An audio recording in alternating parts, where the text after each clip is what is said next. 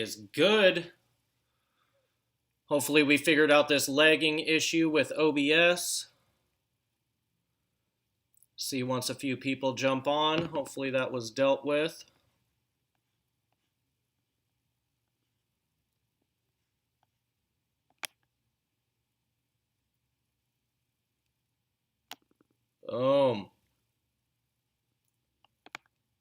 What's good, Chris? Is this better without the lagging now? Shane, no legs. Sweet. That is exactly what I was hoping for. That only took a whole lot of research just to figure out there was an auto configuration in the damn program the whole time. Go figure.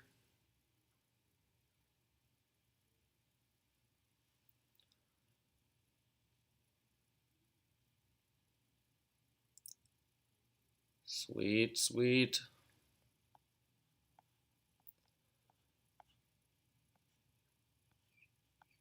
So, in some odd news, I have not been pairing Carmella, as a lot of you guys know this season, but randomly over the last couple days, she ovulated.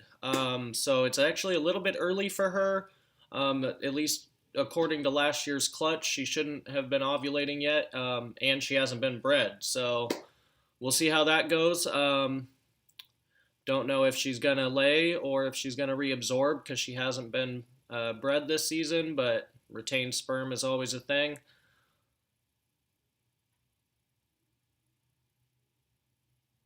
Yeah, Shane, you study?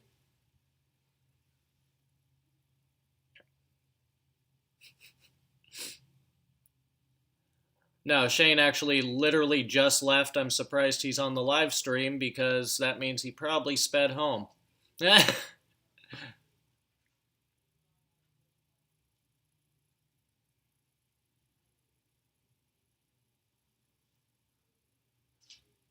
so I thought that was pretty interesting with Carmelo. We'll see what happens with that. Got a bunch of other locks this week, so excited about that. Some girls getting big, showing some good follicle development, so hopefully they keep developing, and we'll see some clutches again in early 2021. I don't think any of the girls are going to lay before the end of the year. There's two who they might because I didn't catch an ovulation, but they're looking really close. But we'll see what happens.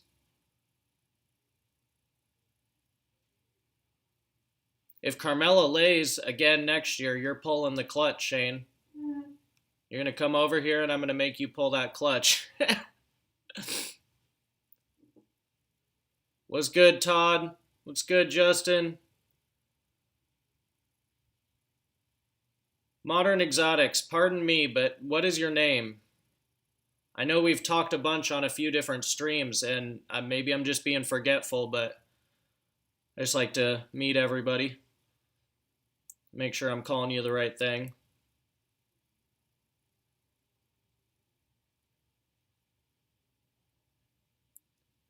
Amber, well, nice to meet you. Thank you.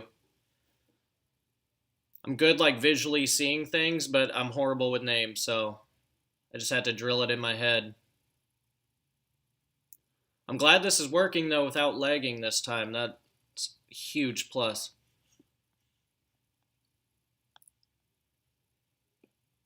Boom. So what's everybody up to right now? Yeah, Shane, go feed those quail. Check for eggs, too. We got to fill that incubator. Amber and John. I got that.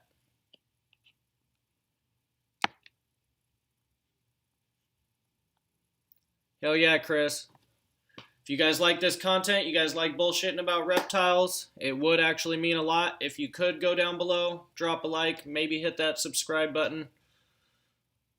Posted a few cool videos, I don't know. You might want to check them out. You need a big snake, Todd? Well, berms. That's your answer. Berms, berms, berms. I guess retics and anacondas are cool too, but berms.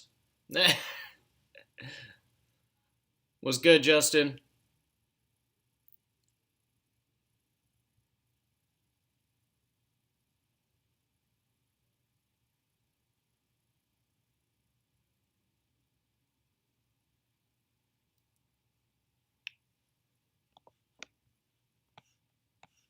Oh, that helps if I'm scrolled down. There we go. Hell yeah, man. Just here to bullshit. It'll probably be a little bit shorter of a live stream tonight. I did make a dumbass mistake and twisted my ankle last night, so it's kind of killing me right now. Probably won't be hobbling back and forth too much. Nah.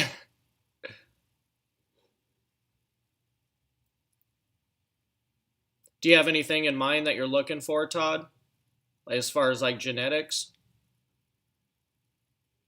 I love berms, so I could bullshit about berms all fucking day. Love a nice classic. Yep. Can't go wrong there, man. I mean, honestly, I didn't even know about morphs other than the albinos until I really got into it. Then you start seeing all the greens and the labs and the ivories and caramel and now pied. Now half my collection's about to be berms, so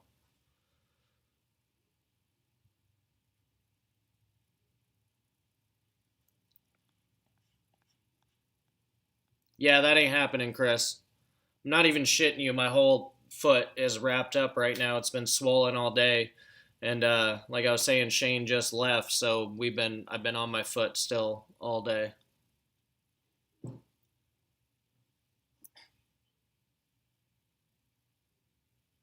What do I think on jeans as far as like what's the best jeans or my favorite or what? What's good, Balls of Paradise?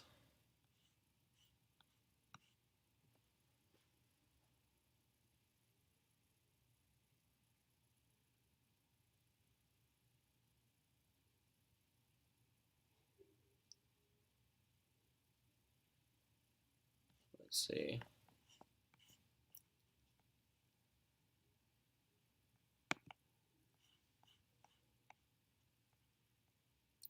For a new berm keeper, it really depends. Like, do you want to get into breeding eventually? Is that your end goal, or is it just a pet? Because that honestly determines a good factor of that answer.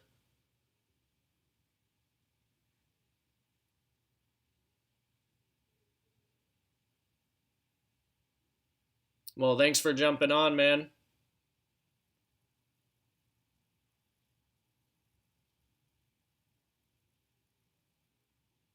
Yeah, unfortunately, Chris, that also plays a good factor. But berms are one of those things. They've held their value pretty good, and it doesn't really drop too much.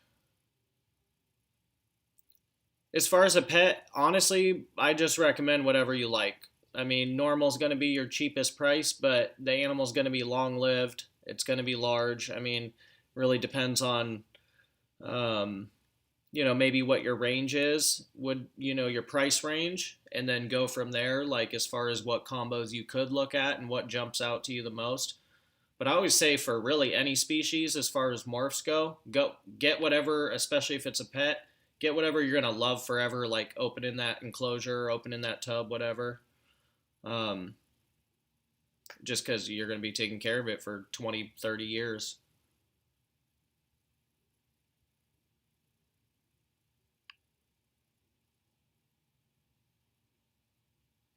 What's good, Mary? Thanks for jumping in.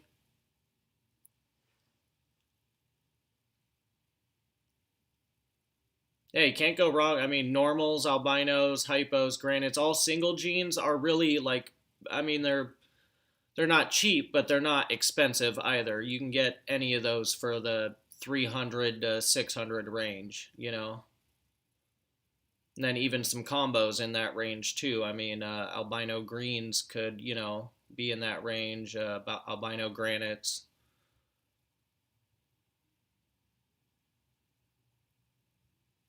Watching a Spider-Man movie.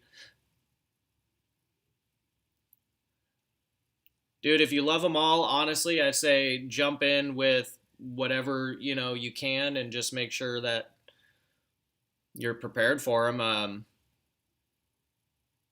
But I mean, really, most of the readily available jeans are going to be between the say 300 to $1,200 range.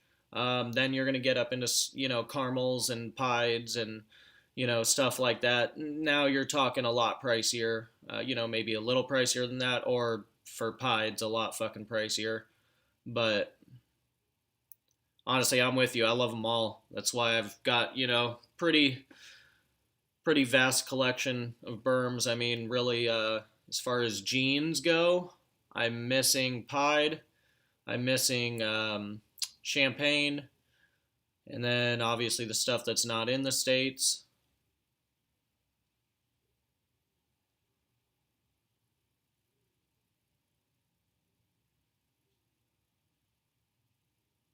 And then I guess visual caramels too. I have my Poss hats who should be ready next season. I'm pretty hopeful they're going to prove out. They're 66% Poss hats, but they both have really nice bright markings for a normal Burmese. Even a bit brighter than my head albino girl down there, Carmela. So, I don't know, just their blushing, their overall tones, I'm pretty hopeful they're going to prove out.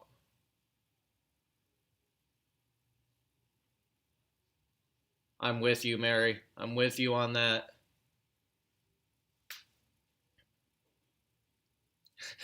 Two of everything, Mary Zark.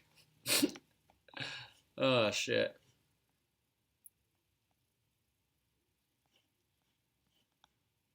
Let's see here. If I can figure out this new streaming software. I had some babies I thought I'd show you guys. I took some good pictures of. So let's check out. This girl right here is blackhead, pastel, red jean, Poss het hypo. I have her listed as probable red jean, but now that she's aging, she's had another shed. She's definitely blackhead, red jean, pastel, Poss het hypo. But this girl just frickin' stands out to me. This girl who I put up, but she actually already went to a new home. Pastel yellow belly from our banana pastel yellow belly male. So looking forward to kept a few girls back from that clutch, some banana yellow belly girls. Prove that yellow belly out there, at least on the banana girls. This dude, I want to know what you guys think of this combo. This is what we believe to be leopard lesser GHI, or at least I know it's for sure that. But I'm almost thinking that whatever the Dinker gene that we believe Mom is carrying is in this guy. We have a leopard lesser GHI that was the sire of this clutch, and it's very similar, but it's obviously distinctly a bit different too. So I'm curious as to your guys' opinions.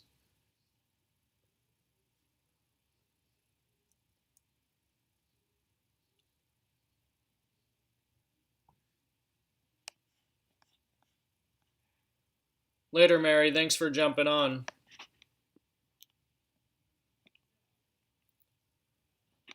And Todd, any issues to watch out for? I mean, really, the worst you're going to get with berms is the drop eye that is associated with the hypo gene. So let me jump this image off here, but let me know what you guys think of that guy while I come back down here. So as far as issues, you can have a drop eye issue with the super hypos or the ivory Burmese. Hypo is the only co-dominant gene with Burmese. But with that said, or really we should call it incomplete dominant, either way, super hypos or ivories can have what they call drop eye. It's basically they're going to have a silver ring or gray lining above their eye, literally making them look like they're looking down or cross-eyed a little bit. The severity of that can vary drastically. So really it's just something to look out for if you are planning on buying or purchasing an ivory or a blizzard which is a super hypo albino or ivory albino. However you want to word it, all the same thing.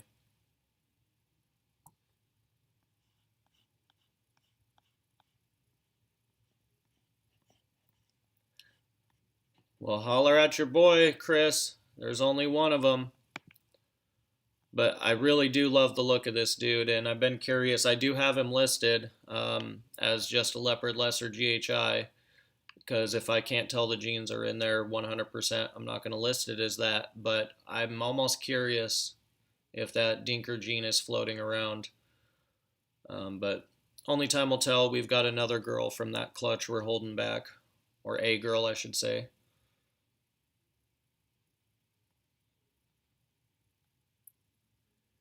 You know which one I'm actually contemplating keeping, Josh, who's listed, and honestly, I'm amazed I still have him, is this boy right here.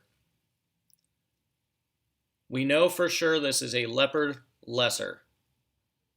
But if you look up a lot of examples of leopard lessers, and they do have a good variance as far as like what the, how should I word this, the visual polygenic traits of it, they do vary quite a bit. But this boy is so freaking bright. The whites coming up from his stomach are just really nice. He's got a nice bright head stamp. It's kind of hard to see in this image just because this was a Halloween photo shoot we did. But just overall, this dude just trips me out. The elongated patterns he's got, I mean, definitely a very good quality example of both the genes for sure. But I don't know. He's one that we were actually just talking about keeping him possibly just because he might carry that gene, and then I could breed it back to the mom in a year or so and see if we can produce any supers or what's going on there.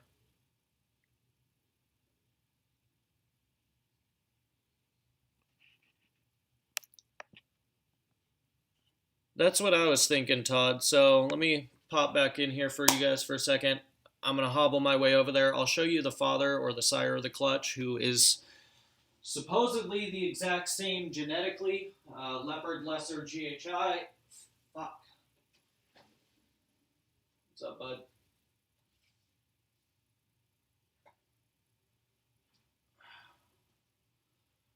But hopefully the camera will pick this up. The overall tone is a lot more of a greenish brown. Obviously, that'll change with the lesser influence as it ages, but just overall, that other animal is so much more silver in color. And on top of that, just the wackiness of the pattern is different. The flaming is different from the father, and then the head is quite a bit different. So I'm just kind of curious. So this would be the father, and then this boy.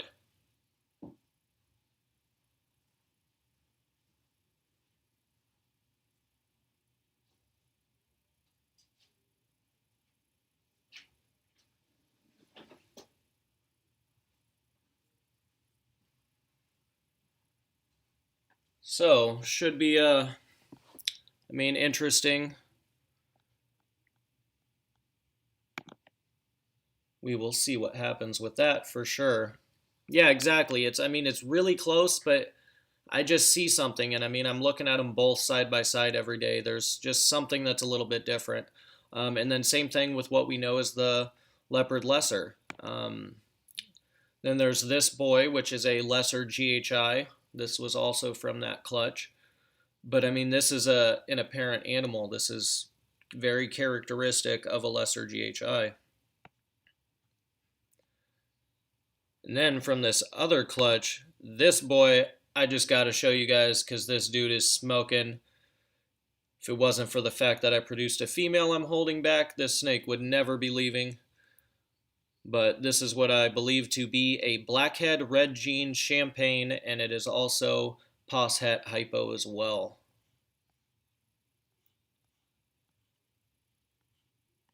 But that dude came out really fucking wicked. I was so excited to see these two in the clutch. That was dope. Also from that pairing was this nice little blackhead dude here.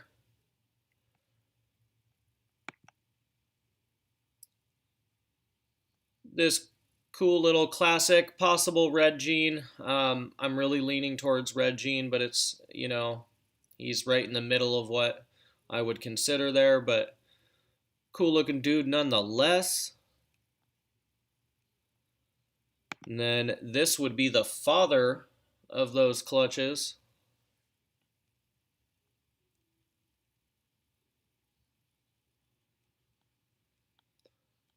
Cool looking dude, but he's put in his work. Got a bunch of holdbacks from this guy.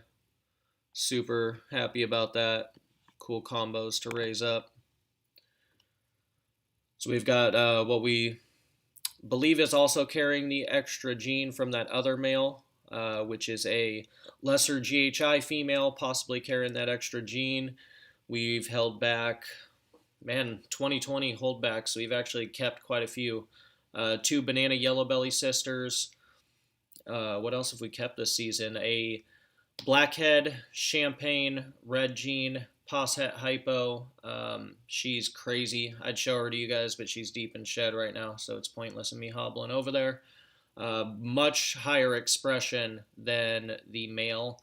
It completely whacked that snake out. Definitely next week I'll show her on the live.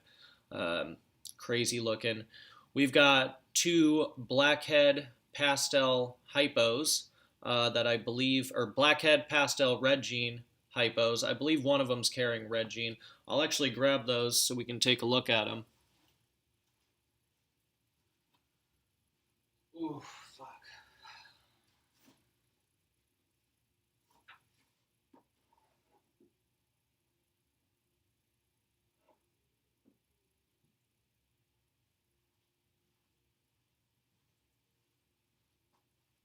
So these guys are really fresh still.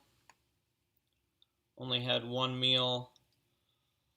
But, oh, sorry, not in the frame there. Let's go with, this is what I believe to be the one carrying the red gene. And then this is the one I believe is not carrying the red gene. You can just see just the overall color on that is a big difference. Let's see if the black background of my shirt helps here.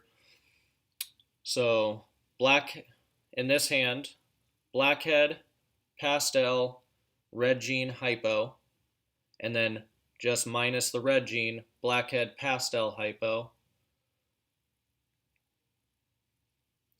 Hopefully the camera's picking this up. My screen's a little angled to where I can't see it. But super stoked on these girls. Watch them grow up. Definitely never hurts to have visual recessive females in the racks. So that's got a lot of plans for that. What's good, Kendra and Jeff? Later, Todd. All the het green stuff came from Gizmo to Carmella.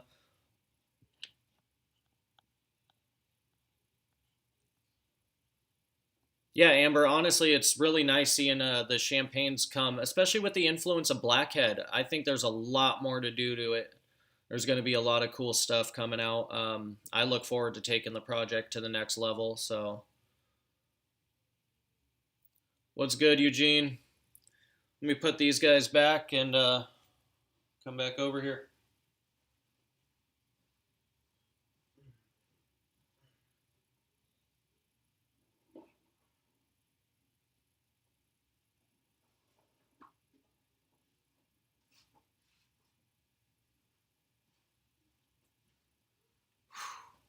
God dang.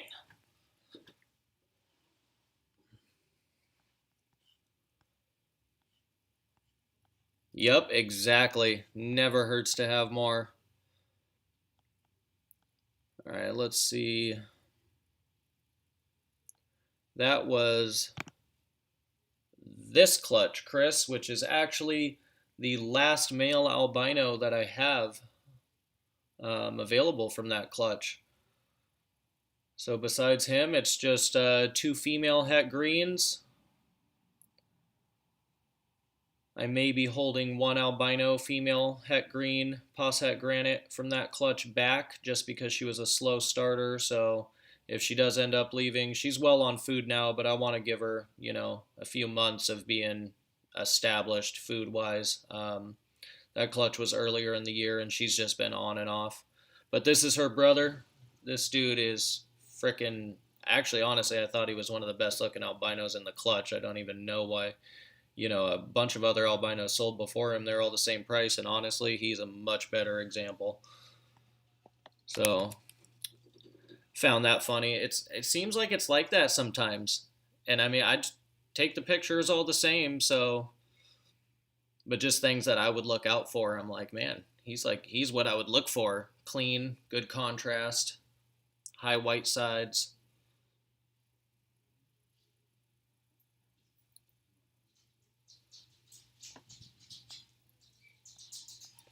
So what are you guys up to, Kendra? Oh, I hear the dogs going crazy over there.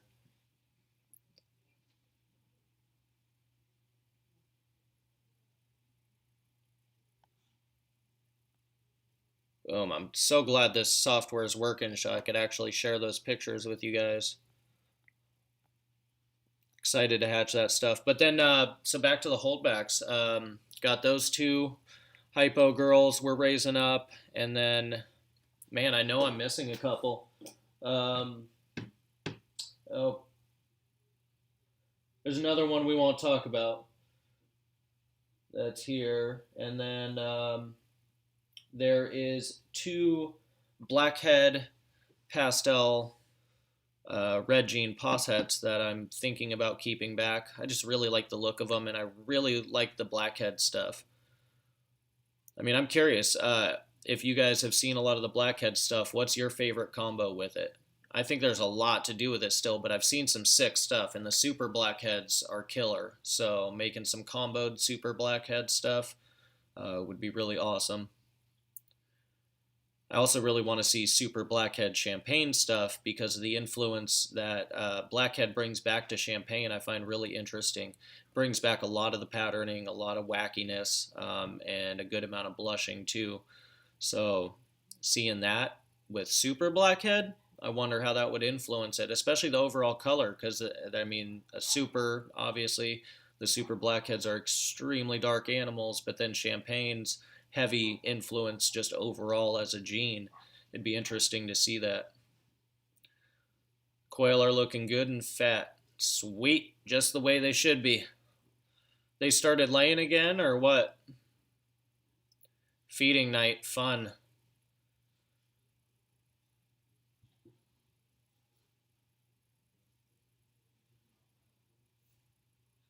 Boom.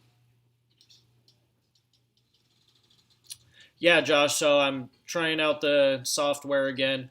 It's weird. I haven't figured out how to quite schedule the stream with it yet. So I'm going to have to get used to it and mess with it around a little bit more, but apparently I'm not lagging, so that's a plus. We're good there. I can deal with that and go from there as far as, the different screens.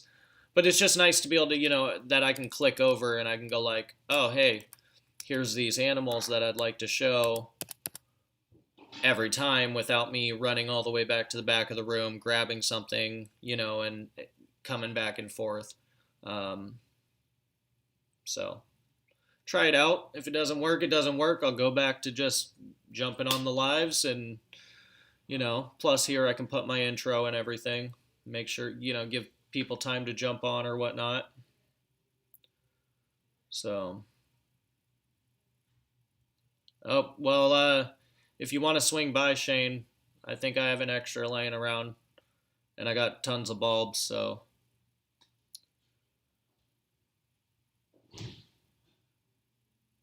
Yeah, Tony's blackhead and super blackhead combos are freaking killer. He's producing some sick stuff with it. I think he just did a video the other day actually on some super blackhead combos.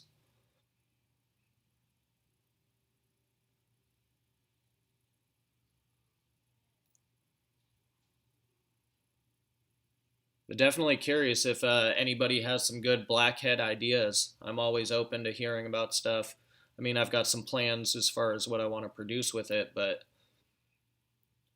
definitely want to take it into some more recessive projects, so that's a given. I want to see some blackhead clown stuff, some blackhead pied stuff, um, and then just take it from there. Blackhead hypo obviously is a really good starting block. I feel like when those animals popped out, I was so pumped. One, it was my first visual hypos hatched here, so that was super awesome. And nonetheless, just the way it influenced the hypo gene, I thought was really interesting.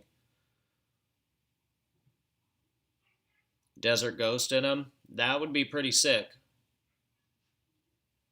Desert Ghost would be sick in those.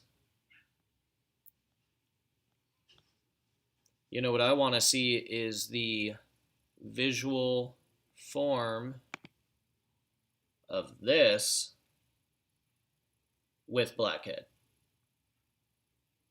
So for those that know, you know. For those that don't, I'll say it quickly. That is a jigsaw het puzzle, along with some other stuff that may or may not be here. But that's going to be sick as hell. All I'll say is you'll see it soon.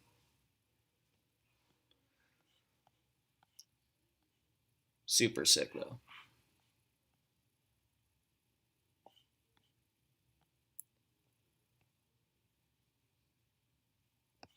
Boom. Man, a lot of people jumping on tonight. Thank you, guys.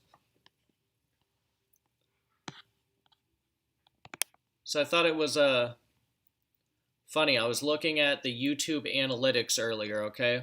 And I find this hilarious, especially, I know of some females that jump in this chat, but according to YouTube analytics, 100% of my viewers are males over the age of 65.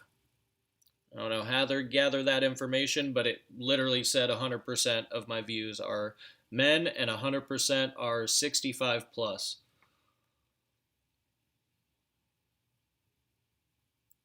Yep, that was just a jigsaw, Josh. It's also a 100% het puzzle. That boy is actually available. You can check him out or hit me up if anybody's interested in him. I have some other male het puzzle stuff that I'm working with a little bit more. So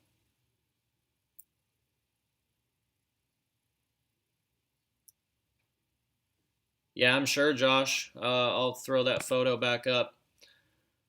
That dude, I don't even think I used flash on this picture at all. I think that's just taken straight with my DSLR under the tube lights that I have in the ceiling here. Jigsaw.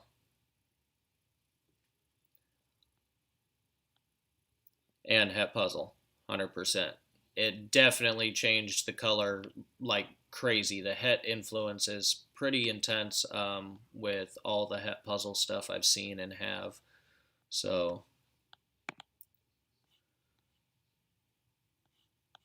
yeah, I'm really digging it. I can't wait to see visuals this year. Can't wait.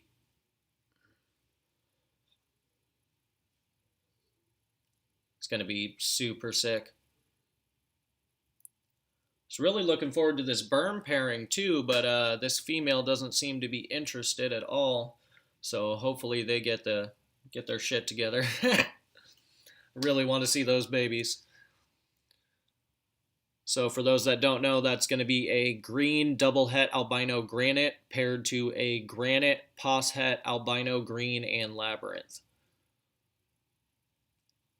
So that'll be really exciting to see that combo, especially if, the girl proves out at least albino green. And then, Gizmo we know isn't het lab, so no way to prove that out in this clutch, but that'll be next season, hopefully.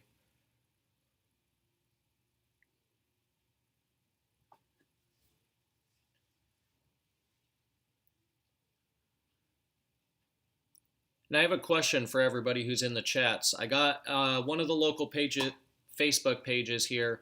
There was a discussion earlier. This guy was recommending thermostats. If I remember correctly, they were the Inkbird thermostats. I may have to double check that real quick just because I know the brand, but it's not on the top of my head right now. Um, but either way, my point is, I see a lot of guys using these cheap little $20 thermostats and stuff, including, a lot of the ones that are meant for seed starters and all that. And I've always had an issue with those. I used them in the past, right? And when they fail, they don't have a regulator, so they fail on. So it's going to run 100% heat and could easily overheat the animal. So my question for you guys is, have you guys used those? What's your experience with them? Or are you like me and you prefer just to go with like the Vivarium Electronics or the Herp Stats? Yeah, Josh, it's like the same thing, iPower, whatever, but all of them don't have that regulator. I mean, I had an issue, so that's why I'm asking because I'm like, I don't see why spend $25 on one that has no safety features whatsoever and no regulator versus even if you go the super cheap route with the Vivarium Electronics, you can get the Herp Stats for what, 40, $45 or some shit like that. I mean, maybe 50, whatever. I mean, those little hobby stat, Vivarium Electronics, they're just a dial. You don't have the digital alarms or any of that, but it at least has a regulator. So if it fails, it shuts off, right? Exactly, Kendra. I'm glad we all agree here because, I mean, at least from the consensus, oh my God, I cannot talk tonight that I'm seeing. Um, I can't believe it. And then the dude actually blocked one of my buddies, Shane, just for disagreeing. So, I went on there and said my two piece, but it just made me curious. Like, do people really think that it's worth it? Why not spend the extra couple dollars? Really, I mean, any of the thermostats that I really recommend are 100 plus, and I don't think that's really jack shit to spend on an animal's life, especially that thermostat's going to last you years. I mean, I have one of my original thermostats that actually came from a good buddy of mine. That thermostat's at least 6, 7 years old. Never had a single issue. My fingers have worn the buttons the tiniest bit, but everything's still legible. So yeah, exactly, Iron Dog. I have two Herpstat 4s and I love them, especially for these stacks of enclosures. And then I actually have a Herpstat 4 on the ARS rack. So I have two probes on the ARS rack, the top five, the bottom five, and then the other probes go to my hatchling racks there.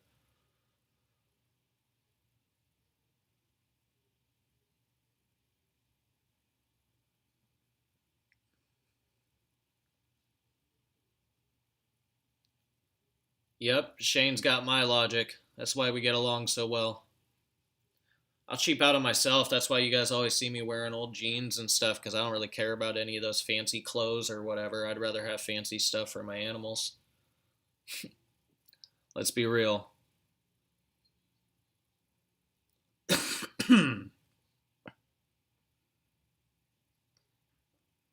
Excuse me.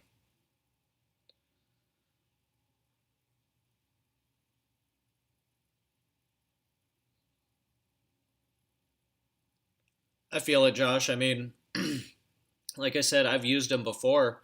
I just, ever since I had that issue, I'm like, nope. And I steer way clear of them. And so I just thought I'd ask. I mean, some people have never had issues. I just feel like that one time that it is going to fail, it could, cause a fire in your house, whatever. Even if it's just on that one animal causing a fire, could, cost you your entire collection, let alone house. I do have one other brand, a thermostat, and honestly, it's one of the cheaper ones. And it's on my incubator, but it's the one I put on there originally. It has never once failed me. It's spot on. Every single clutch has hatched healthy and on time. And that's one of the Exoterra thermostats, believe it or not. But again, at least those have that fail safe. If it fails, it fails off. It doesn't fail on. I really need to swap that out for either one of my VEs or Herpstat, but it's dialed in. It's literally plug and go. So Kind of just left it on there.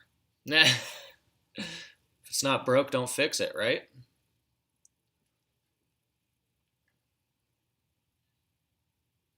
Joking. I actually do need to switch that, but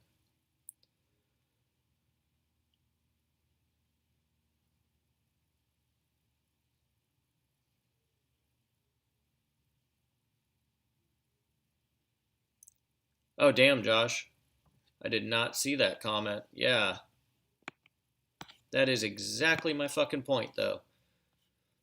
That just scares me. I'm one of those guys. I'm super paranoid about any sort of electrical issues, fire hazards. So I kind of have everything like, I mean, it's as protected as I can get it. Everything is plugged into a surge protector.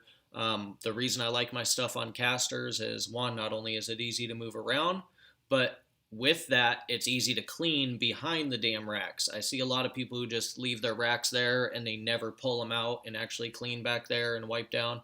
A lot of dust collects back there. Your heating elements are back there. I mean, it's just a recipe for disaster. I feel like you gotta pull that stuff out and clean it. That cheap thermostats. I mean, it pays off in the long run. I don't know, to be diligent.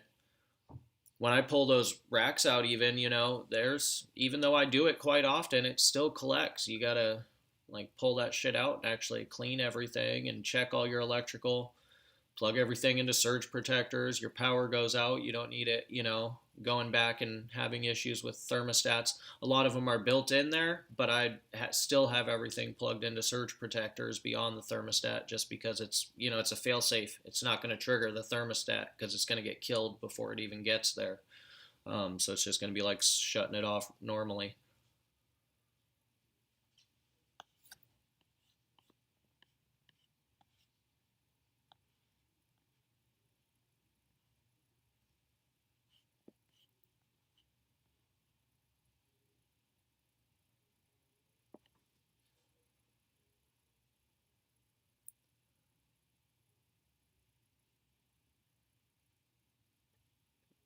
Man, I cannot believe it has already been almost an hour since we've been on. Seems like it was 5 minutes ago. That's what happens when I start bullshitting about reptiles.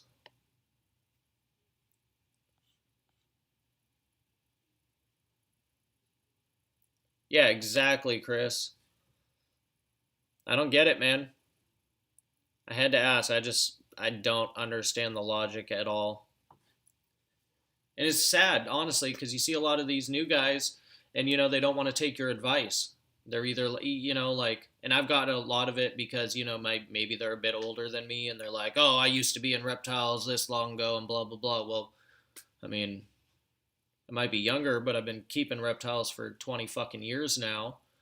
Since I was a little kid, literally. And on top of that, I've evolved. I remember keeping stuff in tanks with heat lamps and everything too. I think a lot of us do, but these new guys, they don't want to take any advice, whether it's age or just, them being ignorant, whatever you want to call it. But man, it's like, fuck, I'm trying to help you. And then on the other side, like we were talking about the other week, you got some of the old school guys that are, just like, oh, fuck you, fend for yourself. They don't want to help you with advice even when you're looking for it. So it's like, man, where's it going to even out where people can just like learn from each other and take advice? Because I feel like both are extremely beneficial versus the bickering and the no, I'm not going to tell you how they cycle or how they breed. Like, I don't get that. I don't get that. I think it's better to teach everybody everything. I mean, who knows? We could all be gone tomorrow. Somebody's got to pass on this awesome fucking hobby. I mean, come on.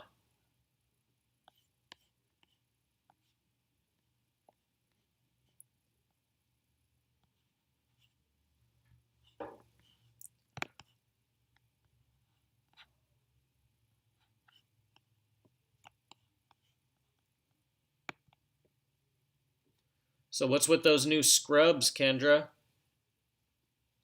What localities are there? Or are they? It looked like there was two that I hadn't seen before. They were on your story the other day. But those were some gorgeous scrubs.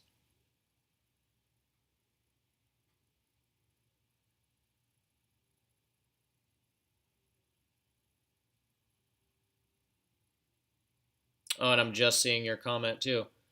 Dude, it's seriously though, I don't understand it. Like, and that's why, I've even got talking to some of the more old school guys, that have helped me a lot, but even they were like, well, why'd you buy the like fancy racks and enclosures now? Why didn't you, spend that money on the animal and then, work on your enclosures? And I never really got that mentality. I'd rather like buy whatever I can to make it, the best equipment. It's going to last me forever. It's going to, withstand the test of time, so to speak, versus,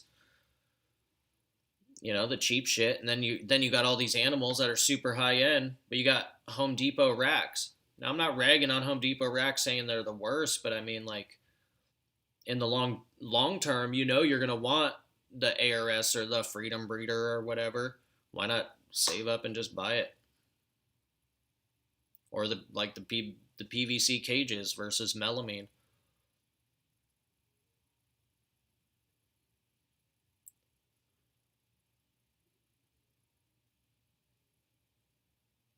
I mean, I guess it's better than nothing, but I still don't get it. Oh, no need to be sorry, Amber.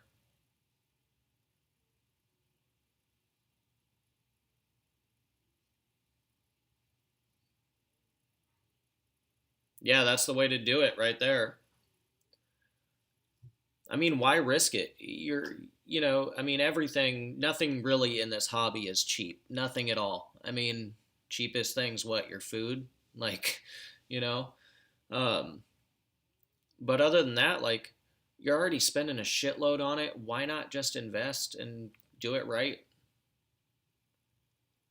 I mean, that's not saying like I built those 8 foots, You don't have to go get an AP, like, but, make it right.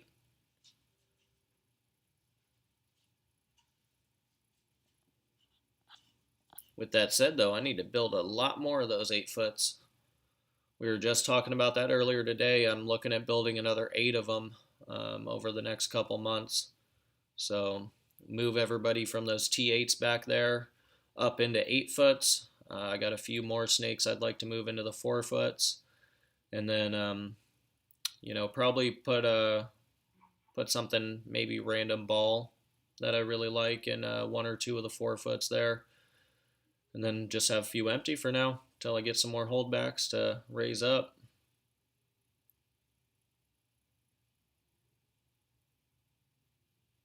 That $25 difference could mean the difference of a house fire.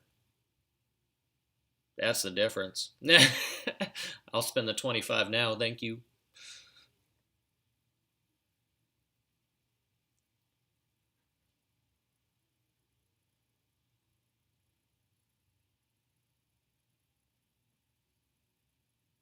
Oh, for sure, Josh. I mean, shoot, just a couple years ago before I really jumped into breeding, I was still keeping,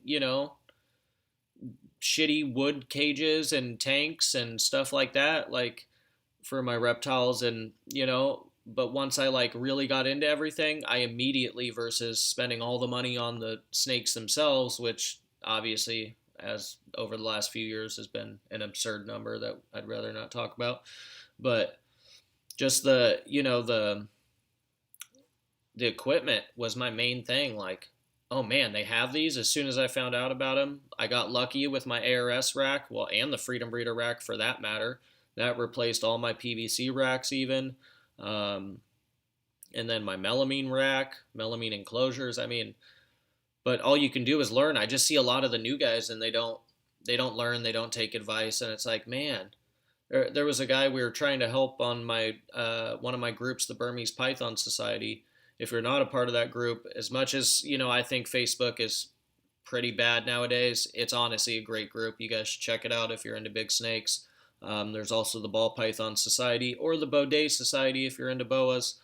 All three, though, are really good places to learn. No sales allowed in those groups. I'm an admin for all three, but they're honestly really good groups where you can find a lot of quality information, is my point. But with that said, there was this guy who was arguing just over and over again that he had produced a pearl Burmese, and that, this chick who had bought it, it was a pearl, it was a pearl, it was a pearl. It's obviously just an albino, and it's like, dude, we're trying to help you learn the difference of these, and especially if you're breeding them and selling them as a pearl when it's just an albino to a newcomer who doesn't know the difference. Like, I mean, you got to get that shit straight. Dude was going nuts, blocking us, and like the other guy who had bred it was just like, "Oh no, that's a pearl, that's a pearl." We're like, "Bro, what the fuck?" 0 to 100 real quick for one.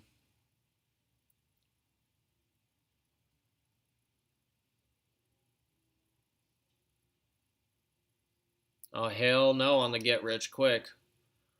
More like here's a money pit for 5 years before you might be able to see a return.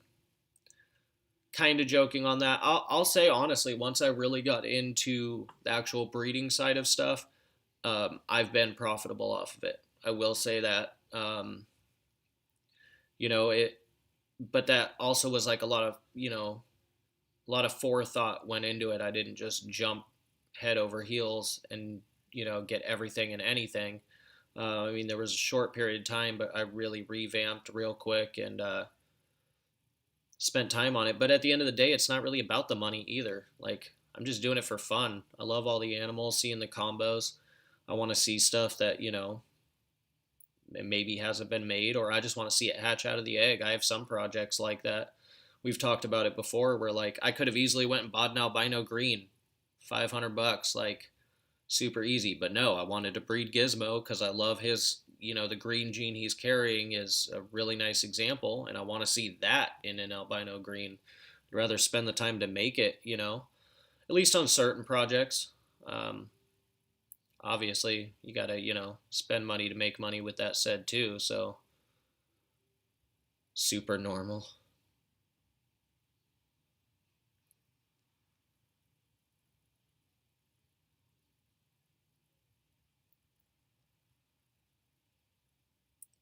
Yeah, Josh, it's kind of how it was for me. I mean, I was on Facebook, but I didn't really know there was a whole like Facebook group and like learning side of it and everything. So it was based off like some YouTube videos here and there, and then a lot of outdated forums and stuff like that. But I mean, I've had tons of reptiles since I was 8 years old, from tortoises and snakes and frogs and geckos and different shit. Um, just because I love reptiles, but like it's just, I mean, even obviously I was a kid, so like I wasn't going crazy in it, but even just like the stuff I remember doing then versus now is crazy. You would ask me back then, like, set up 8 foot PVC enclosures with radiant heat panels and LED lights and locks on them, and then, like, I would have been like, what?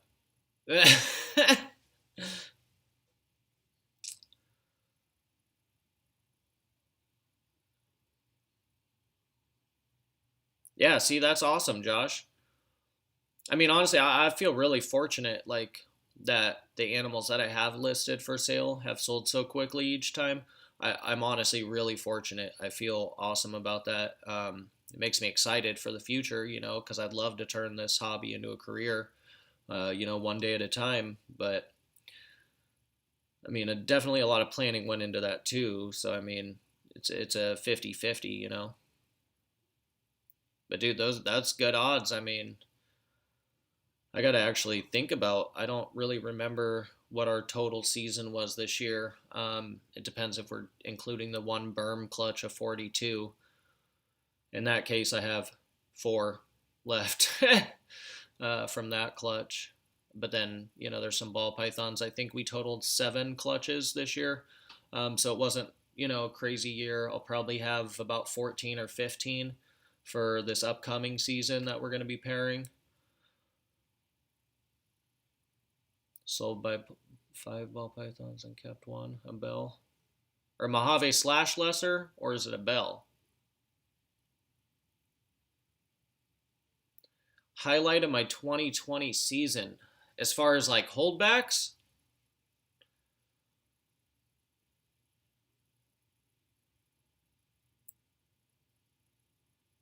that's awesome, Amber. That gray matter stuff is super cool. That's something I'd like to jump into, like eventually, for sure. I just got a lot of other projects going on, so it's like I try to stay focused. We all know how that goes. You see something, you're like, oh my god, I gotta have it. Um, but there's a few, including the gray matter, that I would really like to jump in on those projects.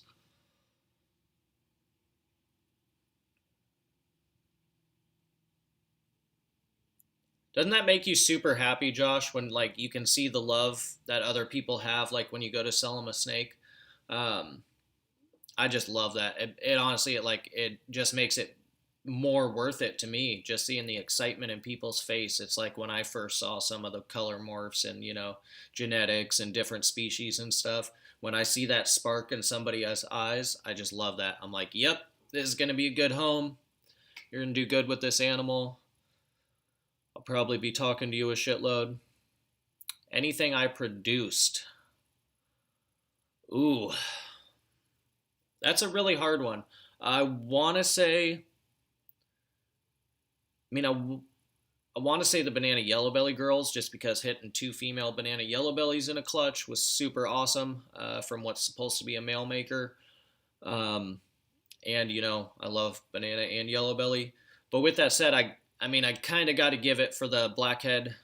Oh my god, mouthful. Blackhead, red jeans, champagne, posset, hypo girl, or the two blackhead, pastel, one's possible red jean, hypo, visual hypo girls.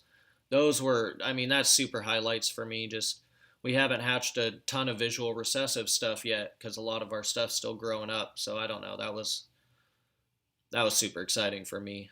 Plus, like I was mentioning, I just love how Blackhead and Hypo go together, and just the Blackhead influence overall with all the stuff we've made so far. Even just the simple Blackhead pastel red jean stuff is just like this. I don't know if maybe it's just me, but just the contrast of that animal, the high blushing on the sides, the dark, like satin looking head. I really love that. Just contrast to me is half of what I love. So I'd have to say that probably the blackhead pastel hypo girls. Um, but also, I mean, I'm just happy with all of them. It was definitely really exciting year. Not a shitload of clutches, like I said, but just exciting. A lot of holdback stuff. Um, and then, also having some of the, snakes that we first purchased that are, up to size and breeding now. I'm looking forward to that. And then, also this will be the first year that we have females that we hatched breeding. So that's not something I mean, it's something I hatched a while ago, but I don't know. It's just cool to have those pairings. Like, you raise those snakes up or hatched them and raised them up, and then now they're finally breeding years later.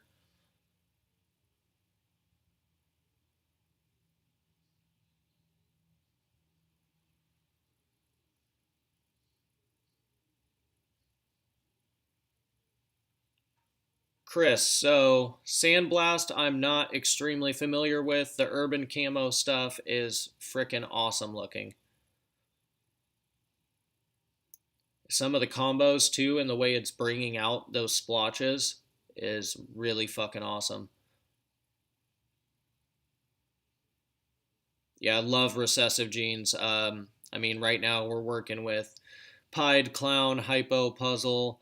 As far as ball pythons go, working on adding some Ultramel and probably leave it at that for a little while. Oh, and Candy is another one that I'd like to add in there, at least in the near future. I really like the Candy stuff, and I'm not a fan of typical albinos with ball pythons. Just personally, I mean, they're beautiful animals, but they just don't like pop to me. I love those more purple tones of the candies.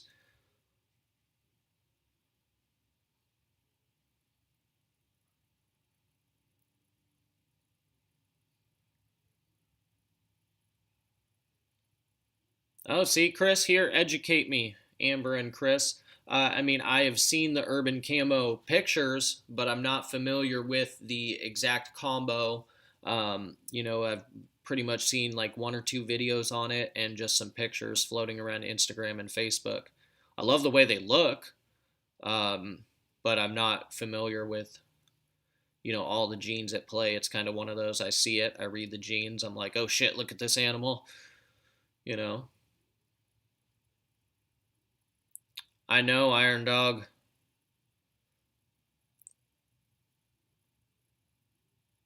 I was actually going to join that raffle, but honestly, I'm kind of looking forward to some candy pied stuff that my buddy Aaron is supposed to be producing. So honestly, I've just been kind of waiting so I can work on that double recessive.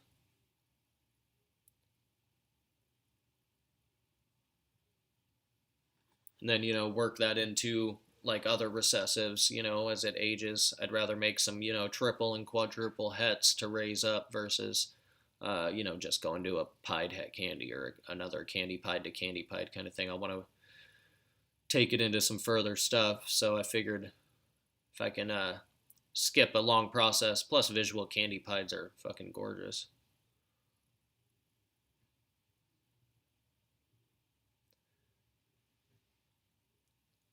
That, and I know Justin really wants that candy. Or no, no, it was if he wins the candy, he wants that clown female, right? Yeah, candy tri-stripe is pretty crazy.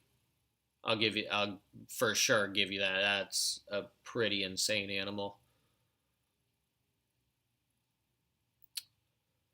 There's no new girl. She doesn't exist. No, I'm joking. What Shane is referring to is actually we just added a female retic to the collection. Um, she is still QTing, so we're not going to handle her, but she is a platinum phantom golden child. So was kind of missing retics. Local woman needed some help. She had a few retics, was being deployed, and I had reached out and acquired this female. She's a 2018 female, pushing about 9 foot or so. Really good looking girl. So, maybe in a few weeks, I'll bring her in here and pull her out on the stream and stuff. Heather won it. Sweet.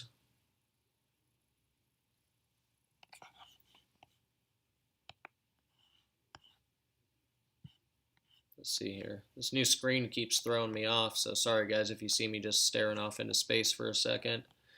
It's that I am looking at this weird ass screen.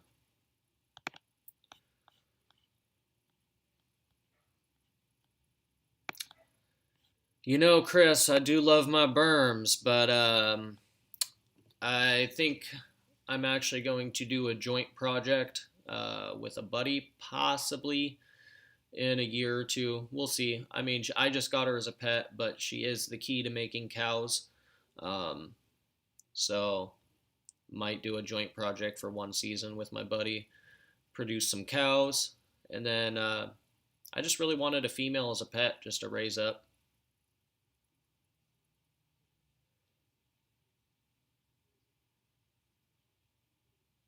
Yeah, they're already jealous. I think they can just sense her presence in the household. They're like, nope.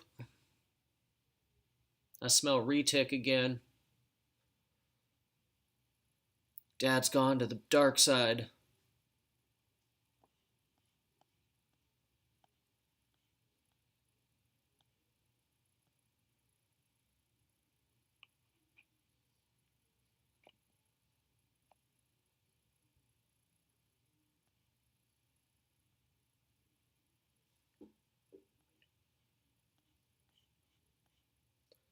Urban Camo, Super Pastel, Super Cinnamon, Sandblast, Het Pied, which can vary in percentage. What do you mean, like, can vary in percentage?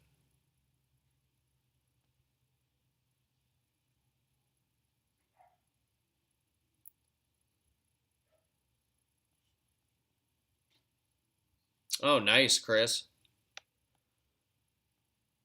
I mean, that might be a thing too. I'm kind of reluctant on breeding them. I really just got her as a pet. I've had zero intentions at all.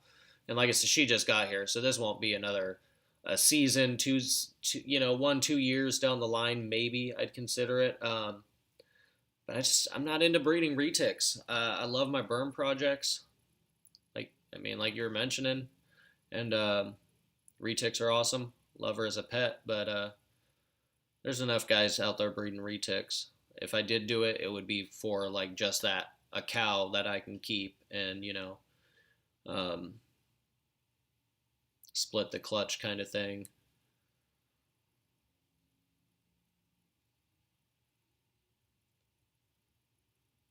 So I'm confused here, Amber, because I mean those are just pos hets, so it's either het pied or it's not het pied.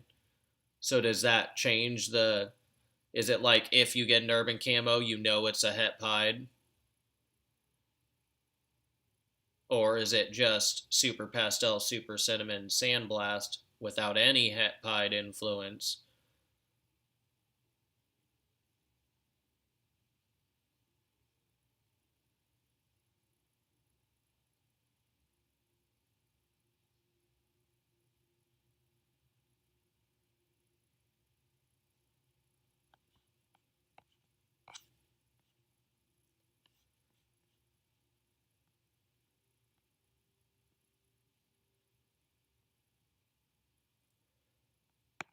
Oh,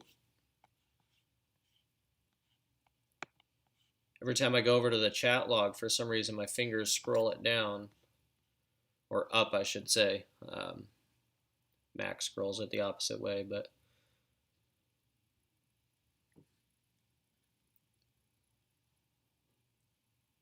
dang girl.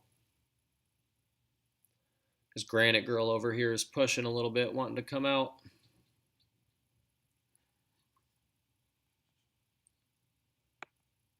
No, I get what you're saying as far as the pos het, Amber. I'm saying like, because even if it's a pos het, that's just like het to het, visual to het, etc. I mean, that's going to determine your percentage. Um, but like in the long run, if you breed that animal, it either is het pied or it isn't. So is the urban camo found only with the animals that prove out to be het pied? It's generally never 100% het pied. Okay, so then basically it's just the super pastel, super cinnamon sandblast.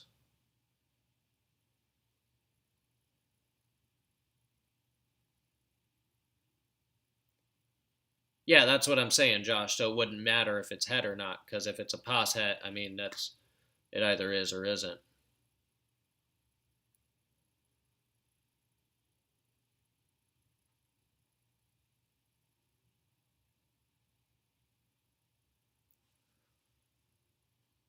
I do love how genetics work like that, though. Just the whole, recessives and stuff, and like combining stuff and making hets. I don't know. I find it super intriguing, honestly. I'm a nerd like that.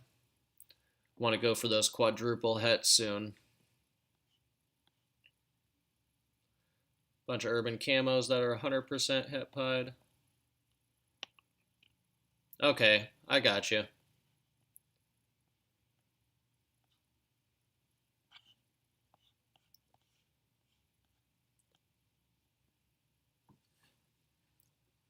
So Kendra had asked me what my highlights were. I'm kind of curious what your guys' highlights were for this season. What stuff that you held back, or maybe it got up to size. What's your highlight of the year as far as your reptiles go?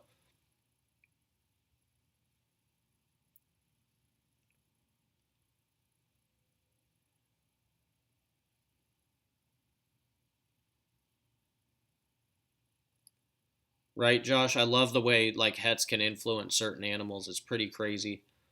Berms seem to have a pretty high het influence. I mean, nothing's for certain, obviously, but unless the pairing calls otherwise. But like just some of the hets I see with berms are I mean, you can just look at it and be like, I bet that green is het albino, or I bet that girl's het granite. 3 bells at 6 eggs. Oh, hell yeah. I mean, you can't go wrong with that at all. I saw a gecko you posted earlier I thought was pretty sick looking. Um, it had a really nice black and yellow head stamp. I'm horrible with gecko genetics. Excuse me. All that damn Rockstar I drink.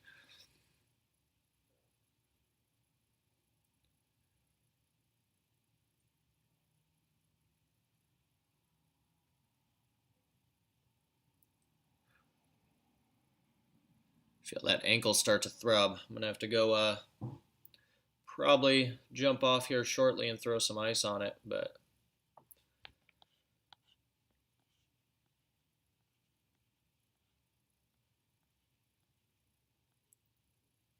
that's awesome, Amber.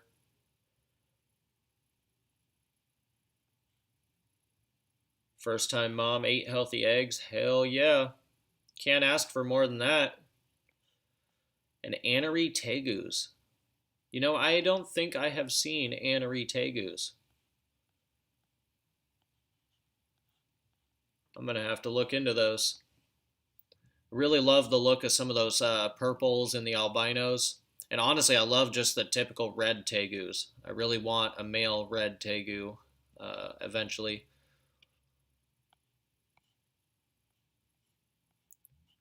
I already got too many lizards right now, though. Probably the bold stripes. Just picked that pair up not too long ago. Nice. I'll have to go look back on your page when I jump off here and check it out because it was I mean, nothing against leopard geckos at all, but you know, they just aren't my thing for the most part. And there was a couple you posted that just caught my eye. I actually had to stop scrolling and go back up, and I want to say I hit like. I should have. If not, I'm gonna go back and hit like. But they were gorgeous geckos, man. Yep, Rockstar and tacos. Diet of a champion.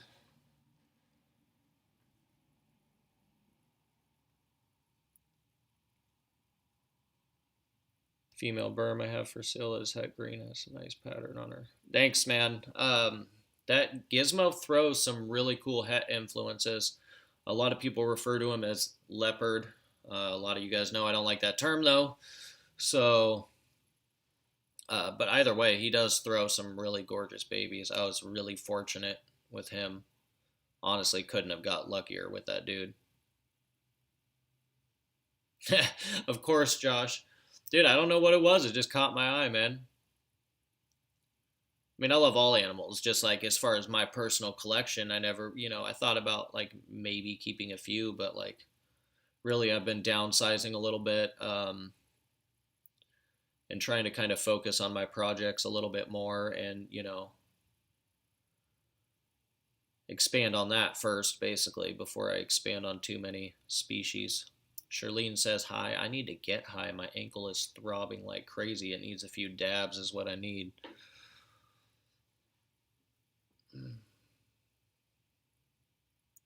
Not the typical normal pattern. Yeah, it really kind of just throws it off just a little bit. And then just the color. Overall, I feel like the het green and het albino really influence color quite a bit. And then there is pos het granite in the mix too, which could also help influence the pattern. So all those babies, if they're not visual albino, would be 100% het green, 66% pos het albino, and 50% pos het granite.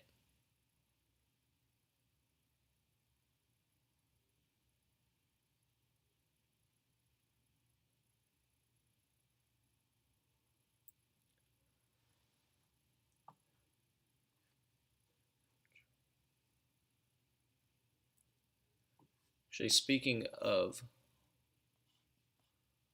lizards, I'm trying to see if this dude's still awake and alert. Give me 1 second, guys.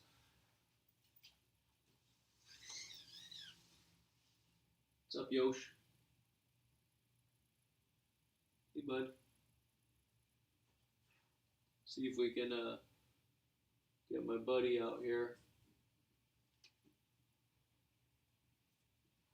Oh, that ain't happening. Well, he was lounging up top, but he's far down below. I'd have to pull out the step ladder because I'm short, and that rack goes up about 7 foot. But yep, I was gonna grab Yoshi out. Blue phase rhino iguana. It's one of the newest lizards into the family that I've been excited about. He's pretty cool. He's actually the girlfriend's pet. But honestly, he's really growing on me. The cyclora and the rhino iguanas and, everything in that genus is just some really cool looking iguanas.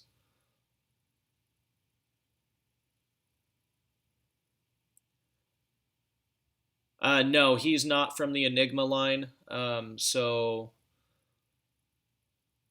the only girl currently here, besides one that will be arriving shortly from the Enigma line, is a hypogranite Poshet albino green paradox.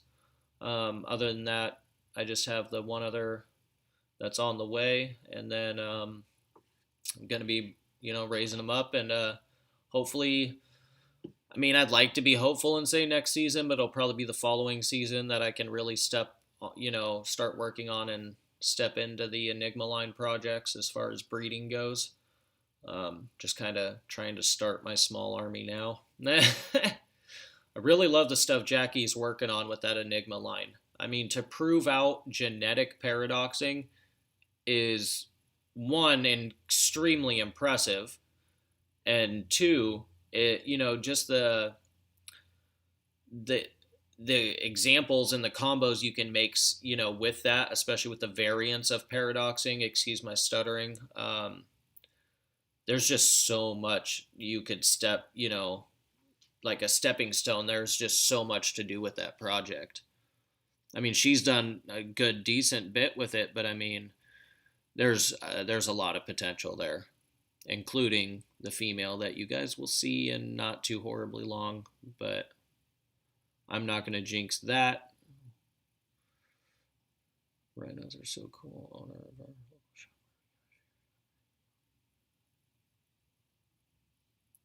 That's awesome, Amber. I think they're really freaking cool. And I was never really an iguana person. I always thought the rhinos were cool, but I didn't think I'd like him as much as I do. But he's pretty cool.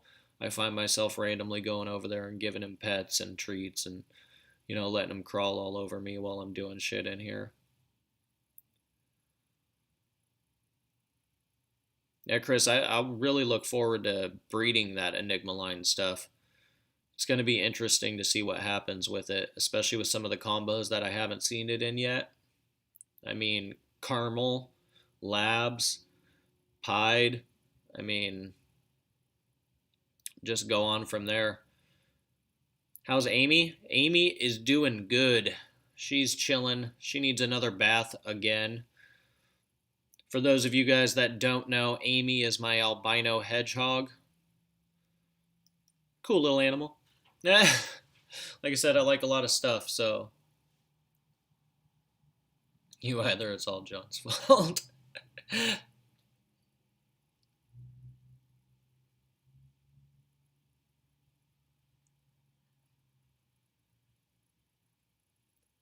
Yeah, it's all good, Shane. She's an easy one. She's getting old though. I mean, you can see the signs of her age with her. She's slower, running around at night, going through less food, which I thought was kind of weird. But other than that, like, you just see the age in her face. She seems perfectly healthy, other than the fact that she's eating a little less food, which is kind of what's been worrying me a little bit with her. Hedgehogs don't have a long lifespan, so she's definitely getting up there.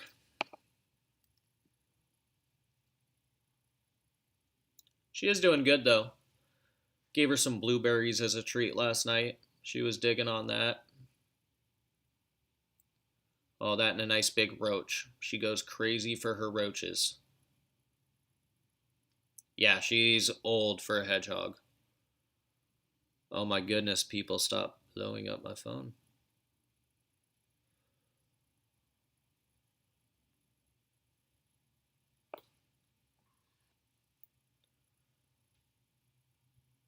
Yeah, it's sad.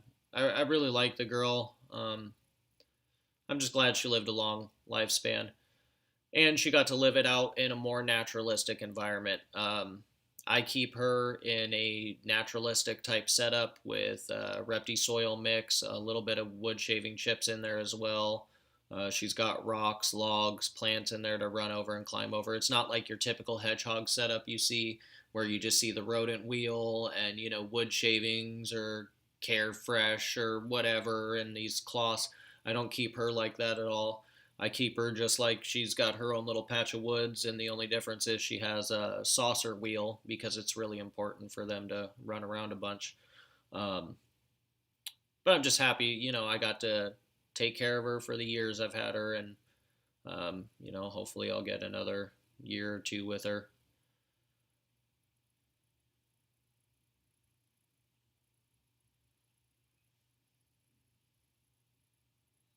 My man, Chris finally getting down.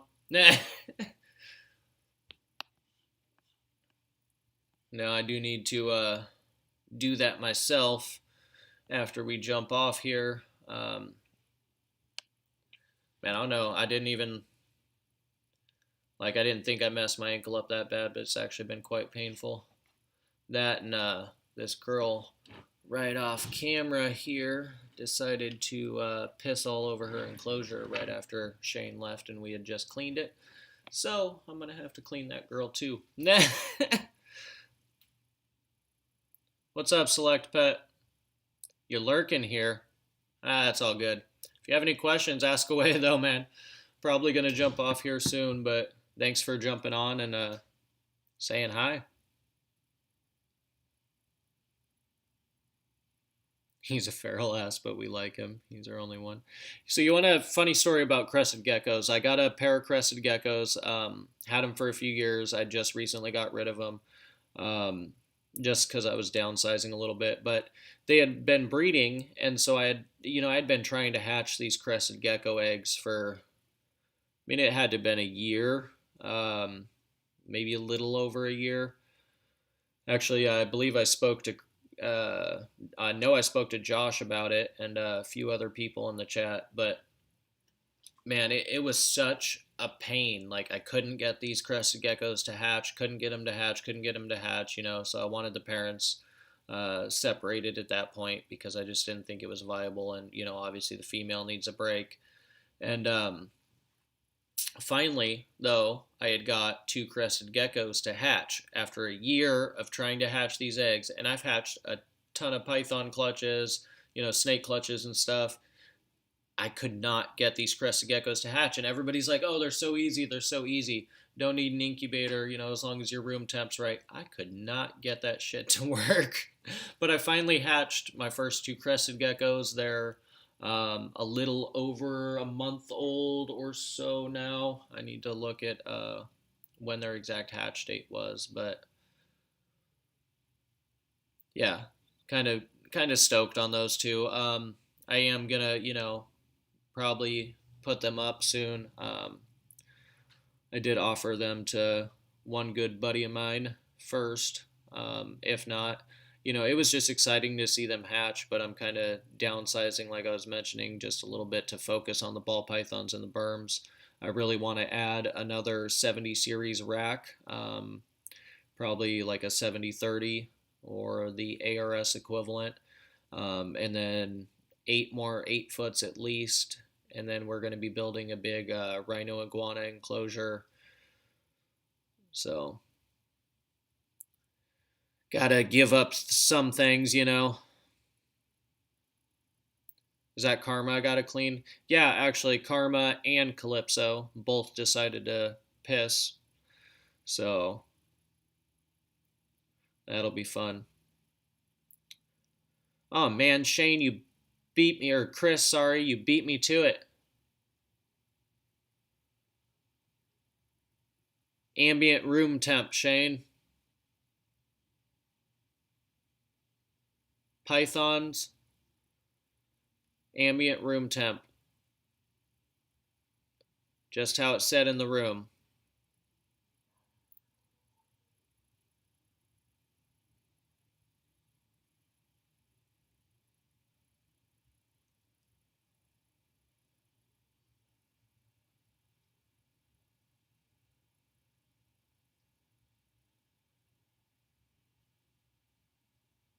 Nah.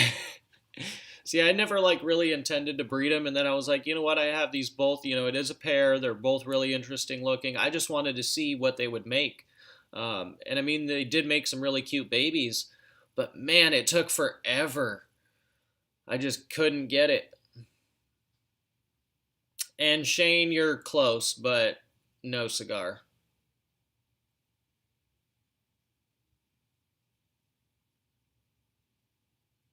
Room temp's 80. You're right on that. If you want to be exact, I have it dropped just a little bit right now, and we're sitting at 77, but 77 to 80. Maybe 82 in the heat.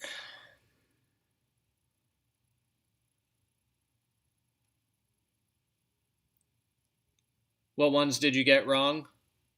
The berms. All of the thermostats in the entire room are 90. The only variance that you'll are 89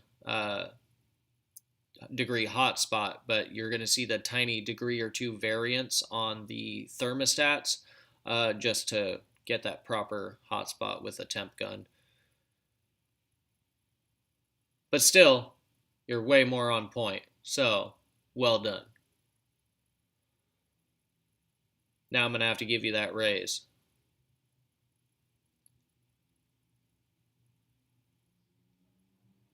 Have a pair of beardies that you're fairly certain settle not breeding them either. Yeah, honestly, I keep a lot of stuff that I did the geckos just because I wanted to see what they would make, but I keep a lot of stuff that I have no intentions of ever breeding.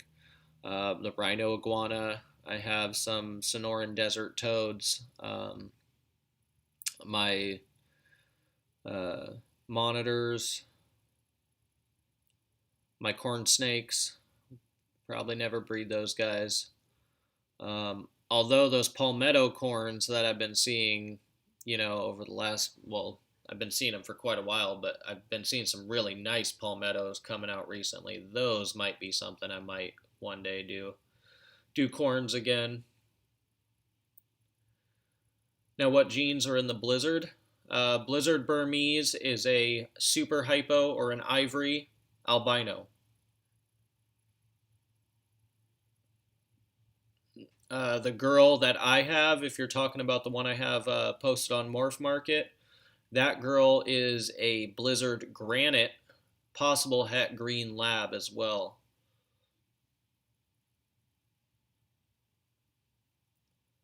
Actually, I'll pull her out before we.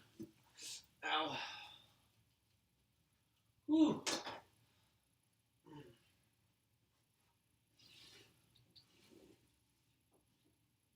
Sweetheart. You're all right.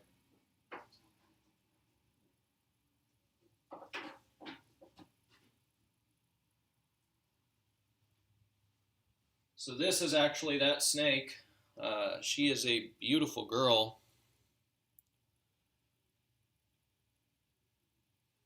Hopefully those colors are really popping up here. Seems to be better when I aim this down.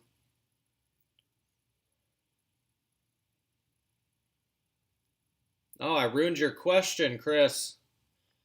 I thought you were actually asking me. I was like, I'm pretty sure Chris knows this, but either way, I got her out, so I'll hang out with this girl for a moment. She's getting some size on her. She's been a little stubborn switching over to rodents, but recently she's been making the switch, so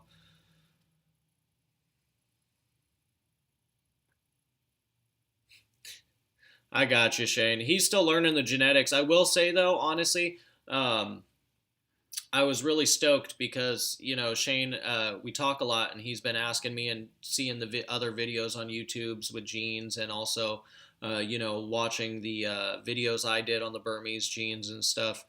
So I think that's really cool, coming from him. I don't know. Shane's a really good buddy of mine, and I really want him to be a part of this journey with me, and I think he'd be a good one for the task, right?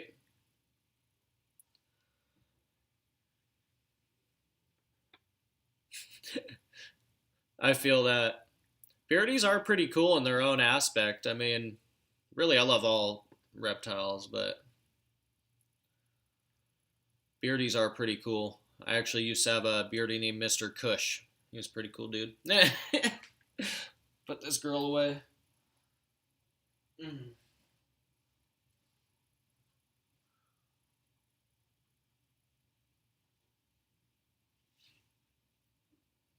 There you go, hon.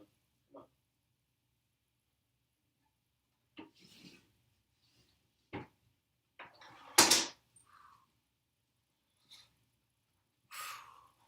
Oh, that foot is not good.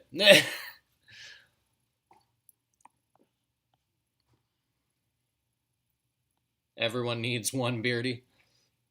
I feel like that way about every species. Boom. Shane got it. He was actually just asking me about the GHI stuff earlier. We were taking a look at some of the hatchlings that had just shed out and stuff. Um, and kind of just bullshitting about what we thought of the influence of them.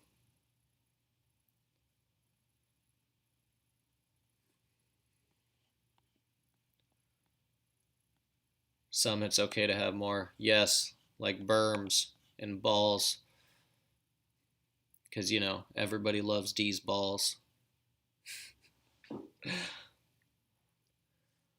All right, you guys. Unfortunately, my ankle's really killing me. I still have some cages to clean before these lights shut off. I really appreciate you guys jumping on, but I think I'm going to jump off here, and I will get at you guys next week.